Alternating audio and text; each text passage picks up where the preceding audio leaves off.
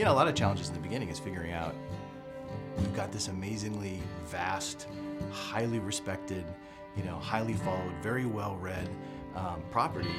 How do you bring that to a game and do it justice? There are so many different things within the books that were clearly had to be a certain way. There was so much strife about whether we were going to do Tom Bombadil at all, and the conversation about, well, Tom Bombadil wasn't in the movies, and there's a reason why it was cut. We had a very strong belief on what we thought was going to make this story great. It's such a long road to get to where we are today, and there are so many different things that I can look at now and say, that was definitely the right decision, and Tom Bombadil was definitely the right decision. So at launch, it was, you know, we had 8 regions. We kind of worked our way through the Shire. We ended up in Angmar. You know, it was a, we thought, huge world at the time. In fact, I think at the time it was one of the largest pieces of landscape ever released for a game. Eyes and ears and hearts and minds and everything opened up to us to see how we addressed, you know, how do you do a story in this world? You know, we can't be Frodo, right? I mean, these are the things that people thought the game was going to be, that I could be Frodo and I'm going to run through Middle-earth.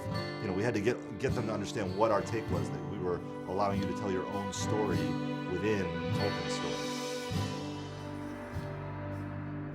Our goal was, this has to look unlike any place that anybody's ever been in an MMO, right? And hopefully also in an RPG, because when you read about Moria, it's this big, huge, giant, expansive, cavernous place. The idea was to use, to make it a landscape space with not one, but 2 separate height maps. So there'd be a height map for the floor and then a height map for the ceiling.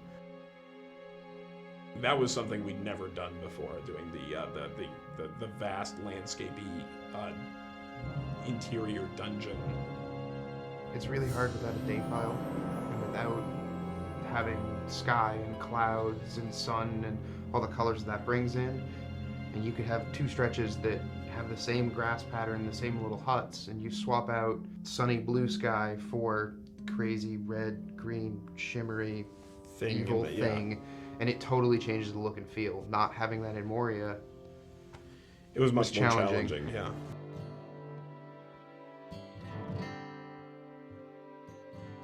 Our primary goal was to, how do we take this amazing game that people love once they get in it, but that there are some basic barriers to entry, like the subscription-only experience, and how do we reinvent what we have so that it retains all of its, you know, grand and glorious nature while addressing an audience that's much bigger. We are standing on a mound of content that is, you know, almost 10 years old, going back to when we first started early development of the Turbine. I think it's a credit to the early architects of the game that we're able to, you know, continue to add on to it and grow it and do remarkable things. Coming into Rohan, we have a totally new space. We have a totally new way of playing across it.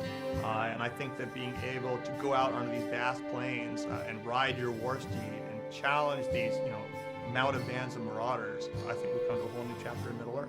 This is where the War of the Ring begins. At a high level, it was sort of, the training wheels are coming off, we're out of Eriador, we're, you know, east of the Misty Mountains, into the very epic, action-oriented portion of the fiction. And being able to tell that story is extremely exciting. Lodric has grown and gotten stronger over 5 years. Which is a huge testament to this game and to this team.